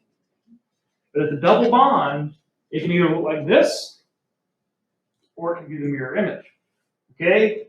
So in nature, what we find is it's a cis fatty acid. That's how they're found in the natural world. But we can bubble it through a hydrogen bath. You ever heard of a partially hydrogenated oil? All right, partially hydrogenated. We can bubble it through a hydrogen bath and twist it at its double bond. And when we twist it, it becomes a trans fat. Okay? It's the same molecule. It's just been twisted at this double bond. Like we've taken this and rotated it up to this. Does it make sense? Now, it doesn't seem like a big change, does it? Is a big change. Because you have enzymes that can break this down. But you know what you don't have enzymes for? That. Some of you have heard my hash brown study, haven't you? Or hash brown experience? All right, let's talk about it. Many years ago, I was in North Carolina at Bojangles. Morning, breakfast, delicious. Cheddar Bow biscuits, that's where it's at. Love me a Cheddar Bow biscuit. I'm pulling out of the drive, and this guy comes flying around a corner. I have to stomp my brake. And when I do, my food goes flying to the floorboard. So I do what any, red-blooded American would do. Pick it up and I eat it. Okay? But lo and behold, one of the hash browns had evaded my sight. It had rolled so far up into the nethers of my Prius that I couldn't see it when I leaned over there and picked everything up and ate it. So like 8 months goes by, a long time is what I'm saying. and my wife gets in the car. Normally we go in her vehicle everywhere. It's way better. Mine's a piece of junk. It's life. She sits down, she goes, why is there a hash brown on your floorboard? I was like, what? She reaches down and picks it up. A perfect hash brown. Unchanged from the day it collapsed into the floor. Dry? Yes. But otherwise, completely intact. How is it possible that that potato sat there unchanged for 8 months? Because if I took a potato and put it on this table, and we left it here this semester, it would be really disgusting pretty fast. Yes? Yeah. Why the hash brown? Well, it's organic. It's just been cooked in Partial. trans fats. And those trans fats cannot be augmented by enzymes found in nature. What happens if you eat those trans fats?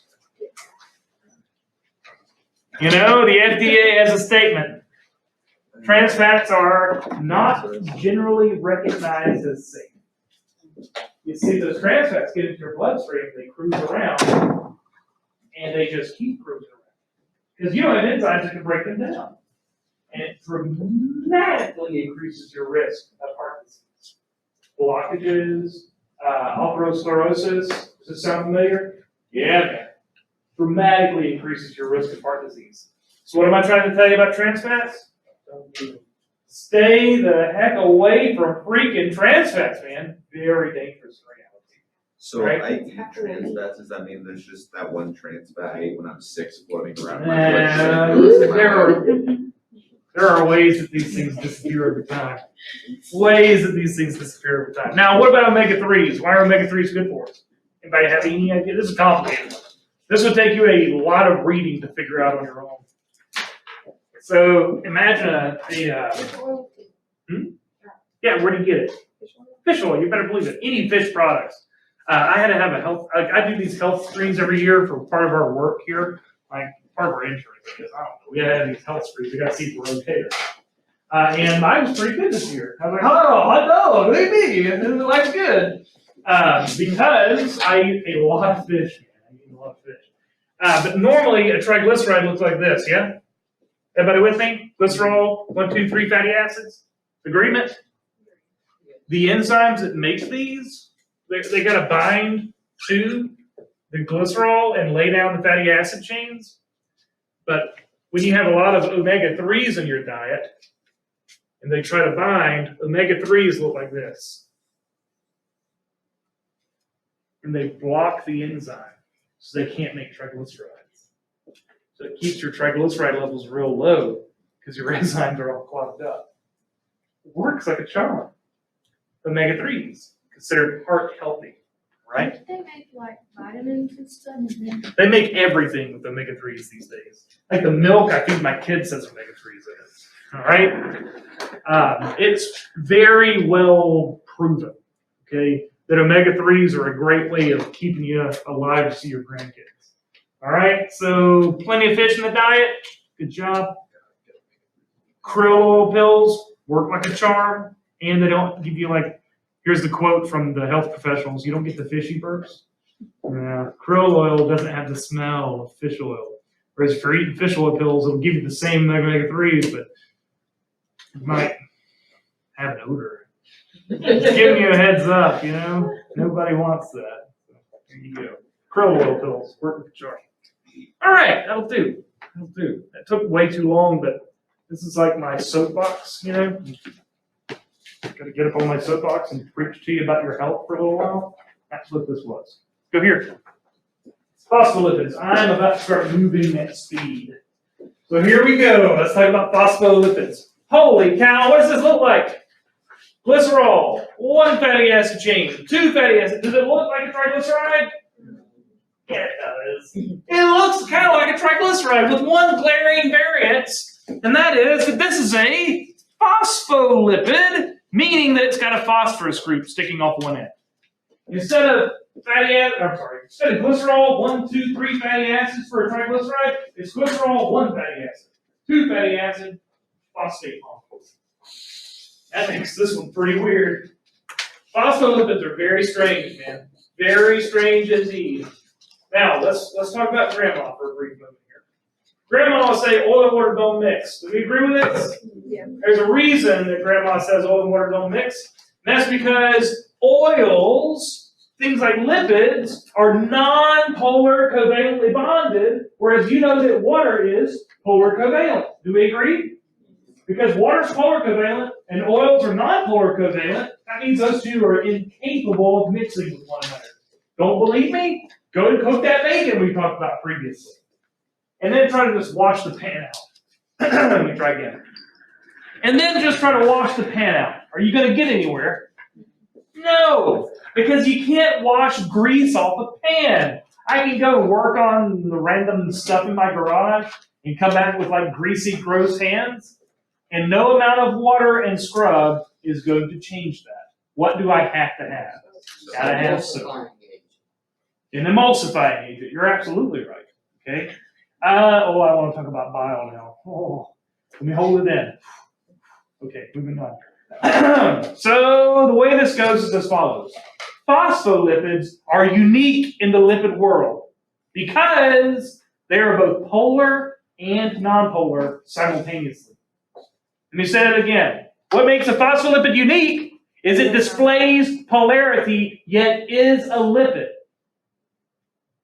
It's got a polar area where the phosphate head is, and a nonpolar area that looks like the rest of the lipid. This is a molecule that can bind to both oil and water simultaneously. That soap molecule that Mr. Latham just mentioned, emulsifying agents, they look the same as this. So when I take my bacon pan, grease in it, I put hot water in there, and I stir, nothing happens. A little bit of glue on dish soap. Keep stirring. You'll see the water turn kind of like a brownish color, and then it'll turn like a milky white. Because what's happening is all the grease, all the oil, is being bound to the soap molecules, which are binding it to the water molecules, so you can then pour it out and have a clean pan. They're polar and nonpolar simultaneously. And that's good for you, because you use phospholipids on a daily basis. They make up your cell membranes. You say that one more time. Every cell in your body is made of phospholipids. The membrane itself is made out of phospholipids.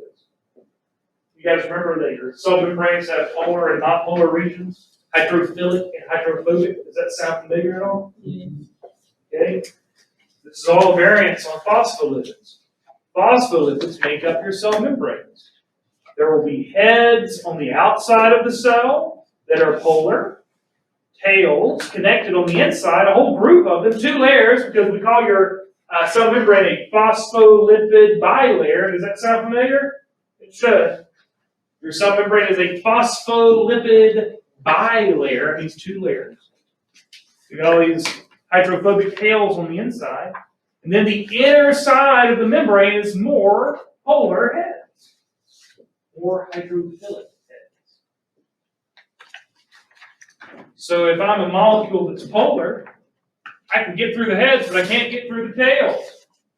But what if I'm a nonpolar molecule? I can't get through the heads. You ever heard somebody say that your cell membranes are selectively permeable? This is why. And when we do cells, we're going to talk all about it. Right? All about it. Phospholipids. Very important. Part of your cell membranes. Let's go here. All right, there are other lipids. There are other lipids. There are other lipids in play here. There's the R. Again, that are worthy of our conversation. Things like cholesterol. Now, walking in the door, if I asked you if cholesterol is good or bad for you, you'd have said, that's pretty nonsensical, we now realize. You have to have cholesterol. You must have it. In fact, if you don't get it through your diet, your body has to go through a very energetically expensive process to make cholesterol. You have to have it, all right? Cholesterol matters for a whole variety of purposes. Cholesterol is very important for your cell membranes and helping them maintain their fluidity. Your cell membranes are made of phospholipids, but cholesterol is in there to make them do the jobs that they do. Further, cholesterol is the precursor to all steroid hormones. Things like vitamin D. Anybody know anything about vitamin D? Where do you get it? Oh, do know some things about vitamin D. I was expecting milk and cheese from you guys, or OJ, right? Go to the grocery store and look at the milk, man. It'll say enriched with vitamin D. Because we don't get a lot of sun these days, so we make our vitamin D, or let me rephrase, we can't make vitamin D because we're not getting enough sunlight. So we tend to get vitamin D in the foods that we need vitamin D for. That was a big conversation to say that vitamin D helps you absorb calcium in your intestines.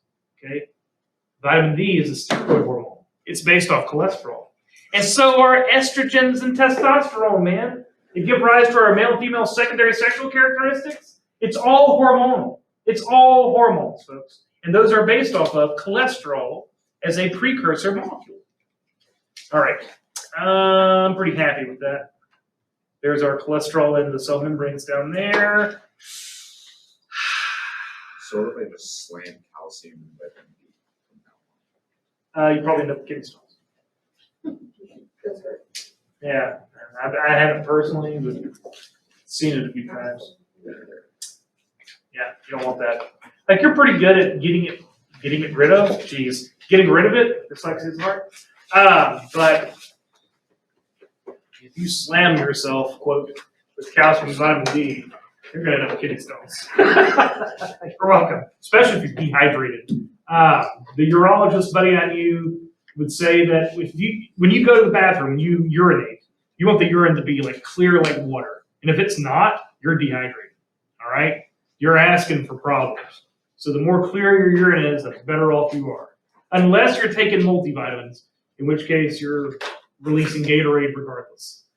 So life. Or take a lot of vitamin D. B12 is good for you. Keep you from that pernicious anemia. All right, where am I at? Do I want to talk about this? No. Man, that's a very immediate response from someone over there. No. Yeah, well, we ain't got the time anyway. That was really not a question. This caveman here used to look like this. Yeah, steroids are real dangerous, really dangerous, way more dangerous than you think. Don't take steroids. Steroids are basically just testosterone. If you're not aware, steroids are basically just testosterone, and in mass doses like this lead to some real problems. Some real problems. Oh, if we had all the time in the world, man. If we had all the time in the world, we'd be talking about steroids right now. But we are missing 2 Mondays, so I'm just going to proteins. Oh, it hurts me. That sounds like a death sentence. Go back. Go back. Just don't take it. You see that? Yes, I've seen it. I've seen it in real life. I've seen That's why I don't take, like, why they get that? do it. Why they get that? Mass doses of testosterone, called psychological disturbances. Yeah. Like these fish are green swordtails. We were doing steroidal impacts on freshwater communities, and we were injecting these fish with which one is it? I think it was this one. Okay. These are found in the environment, in certain environments in particular. Around, think about like cattle fields. We want these cows to grow big muscles real fast, so we steroid them up. Right? And what will happen is it'll take the fish and augment their psychology. Like we had one, it was female, and she killed all of the others in her tank and started swimming around the top like a shark with her fin out of water. Yeah, it's pretty intense. You've never heard of roid rage? Yeah, I heard. Yeah. Uh-huh. So That is is real. it true that they Hang on, we're right on. Let's chat. I feel like we can have a great conversation at 12:16. All right, let's do proteins. Protein. For a guy that loves steak, this is my favorite one. All right, here we go. Proteins are cool, man. Oh, and they matter. When I see you, when I look at you, everything I see is protein. Right? Your hair is protein. Your skin is protein. Your eyes are protein. The musculature of your eyes is protein. It's all protein. Your nails are protein. You get my point? Protein is the oxygen carrying your blood. What do you call it? Starts with an H. Hemoglobin. Carrying oxygen in your blood, that's protein. Your enzymes that allow you to digest the foods that you consume. Guess what they're made of? Protein. Thank you. All right? Proteins are very diverse in their function. It's super important to you. Your main building blocks are protein-based. Okay? And proteins are special as a side effect of that, man. Now, we make proteins out of smaller monomeric subunits called amino acids.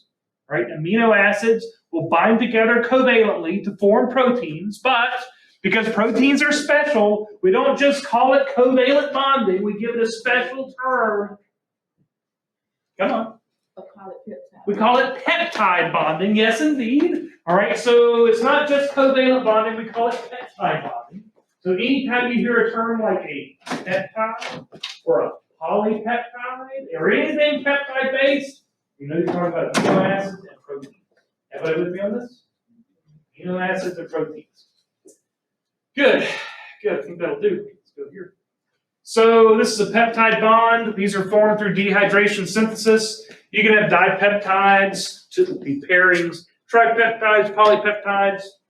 But here's the rub. You can have a polypeptide. That's a whole bunch of amino acids all bound to one another. That is not a protein. A bunch of amino acids does not a protein make. It's kind of like this building is not a tree. Yet this building is made of trees, mostly. Right? Okay? So the way this goes is as follows. Stay attention. Gotta kind of hustle. You have different states of maturation, you might say, or the formation of protein. And it's going to go something like this. When you want to build a protein, the first thing you're going to do is lay down a whole bunch of amino acids in a string, a single strand of amino acids, all bound to one another with what kind of bonds? Peptide bonds. Good. Now they're covalent, but we call them peptide bonds. All bound to one another via peptide bonds. This is called a primary strand. What kind of strand? Primary. Good. And I'm telling you, this class, we got a chance here to do something good. Right? We got a chance of like really nailing this class, and everybody do great. Like you guys participate, like you're looking, like I'm impressed. We can stick with it. Oh, we got a future. Okay? We got a future. We just gotta stick with it. So we got this primary strand. Now that primary strand is not a protein, it's just a string of amino acids. It's a polypeptide. So what we'll do is we'll take it and we'll change its orientation. We'll have it orient like this, all right? And we'll form what's called a beta-pleated sheet. What's holding together this unique three-dimensional structure? That's the question. It's the hardest. Scratch that, tell us. I'm just focusing on the Louder. Hydrogen bonds, folks. You see, these polypeptides, they're often polar covalently bonded. And because they're polar covalently bonded, they display charges on their surface, which gives rise to hydrogen bonding. That lets these polypeptides form up in unique three-dimensional shapes, like a beta-pleated sheet, or they can spiral upon themselves to form a helix. Call it an alpha helix. All right? These are referred to as secondary structures. These can further twist and mold upon themselves and form what we call tertiary structures that look something like this. And then in extreme situations, they can also form up with multiple different tertiary structures, all binding to one another to form what we call quaternary structures. Tertiary structures, quaternary structures, these are proteins. Those are proteins. They have a use. They are ready to do their job. They can function. They are proteins. Tertiary and quaternary structures. This being hemoglobin down here, a quaternary structure. Now, what does it mean to be denatured? That's a term you need to know. Go on. Louder. Broken down, destroyed, but specifically in proteins, yes? What are we breaking? Not the protein itself, but the hydrogen bonds. Those weak attractions, these hydrogen bonds, they're easily damaged. You can do it with heat. You can do it with pH. You can do it with a whole variety of things. You can damage those hydrogen bonds and cause that protein to no longer function. Don't believe me? Go grab something hot. Have you burned yourself recently? Guess what that is? That's denaturing protein making up your skin surface. And when you do so, it's got to heal. You got to replace those destroyed cells. Do it now? Denaturing proves worse. Yeah, not a fun experience. That being said, well, let's not get into it. We got a lot to do. Let's go here. All right, good. Now, a very important subset of the proteins are enzymes. Enzymes are proteins. Okay, let me change this up a little bit. Every enzyme is a protein, but not all proteins are enzymes. Does that make sense? Like your skin is protein, and your skin is not an enzyme. But every enzyme is made of protein. Does that make any sense at all? I'm trying. All right, here we go. So enzymes assist us with chemical reactions. I'm going to keep this real simple. How do you break things down in your intestinal tract to give you the ability to absorb them? You break them down with enzymes that assist you with digestion. Am I with me? Enzymes help you with chemical reactions. They help you with chemical reactions. What they really do is lower activation energy, making a chemical reaction more likely to take place. So enzymes assist us with chemical reactions. They are incredibly specific. We refer to them as having a lock-and key type situation. So like amylase breaks down starch in your system. When you eat a potato, you must have amylase to break that starch down for you to be able to use it. No amylase, no breaking down starch. They are lock and key. They're very specific. Like, I got 2 keys here, all right? One to my office and one to this door. They look real similar, but they're different enough that they don't work at the same doors. Does that make sense? They are very, very specific. Enzymes are very, very specific as well. And worthy of mention here is that enzymes are not consumed by the reactions they catalyze. So if I'm an enzyme and I break down a starch molecule, am I destroyed? No. I could be used thousands of times. Enzymes make chemical reactions very efficient as well. Very efficient. They can be used over and over and over again. All right, that'll do. All right, we're on last but not least, are we not? Excellent. All right, here we go. Where am I? DNA. All right, DNA is the largest molecule in your body. This is nucleic acids, all right? The nucleic acids. This is the last of the organic molecules, the nucleic acids. The nucleic acids are here for one simple purpose, and that is to store genetic information. Your nucleic acids, they store genetic information. That's what they do, all right? Now, their building blocks are indeed the nucleotides. So their smallest subunits are nucleotides, and there are 5 of these, and you need to be friends with them. The big ones, the large ones, they're purines, and they're called adenine and guanine. And the smaller, single-ringed, little, well, here it is. There it is. The smaller, single-ringed, little ones there, these are called the pyrimidines. They are cytosine, thymine, and uracil. You need to know this, right? You need to know this. It's time. You gotta learn. Adenine, guanine, cytosine, thymine, and uracil. Let's go here. All right. First things first. Let's talk about the differences between DNA and RNA. This is one of those situations where I invite you to read this. I'm just going to tell you what matters. All right? So let's have that conversation. What's DNA for? Why do you have DNA?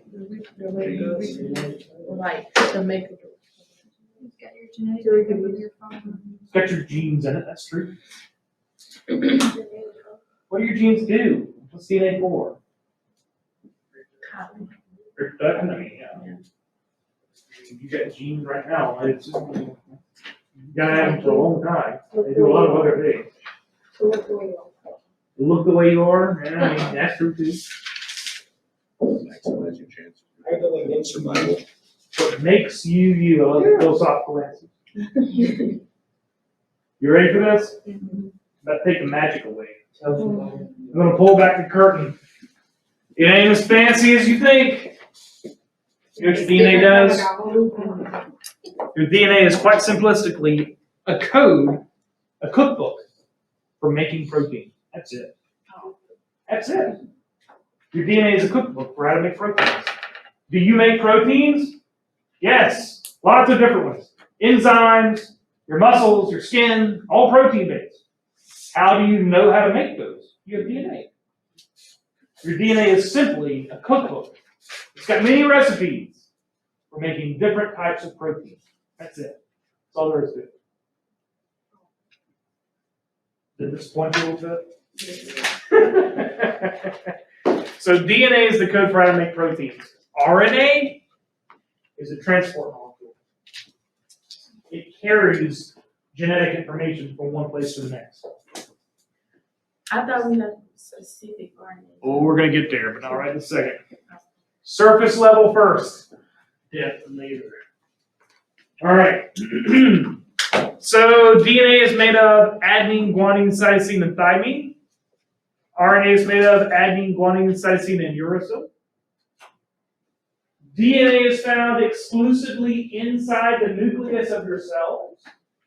RNA can leave. DNA contains a sugar called deoxyribose. DNA, deoxyribonucleic acid, that's what that stands for. Whereas RNA contains the sugar ribose.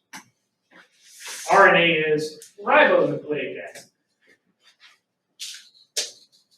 That's going to take us here. Now, I just want to make a quick point. This slide is to make a quick point, and we are not leaving, so don't back up. I just want to make a quick point. That quick point is as follows. ATP. This might make me happy. What is ATP? Energy, good. Adenosine triphosphate. This is the energy your body uses to do everything you do on a daily basis. Are you eventually going to get up and walk out of this room? I hope so. You're going to be burning ATP. Are you hearing the words I'm saying right now? For you to perceive my voice, you are burning ATP. Is your brain helping you understand the words I'm saying? Guess what you're burning? ATP, right? And ATP looks remarkably like a nucleotide. Look at it. Adenine, ribose, phosphate, sugar phosphate, nucleotide base. Look at this. Sugar and phosphate, nucleotide base, adenine, sugar, phosphate. Adenine, sugar, phosphate. Does ATP look a lot like a nucleotide? Yes, it does. And it is our energetic molecule. Not considered a nucleotide, but worthy of mention in this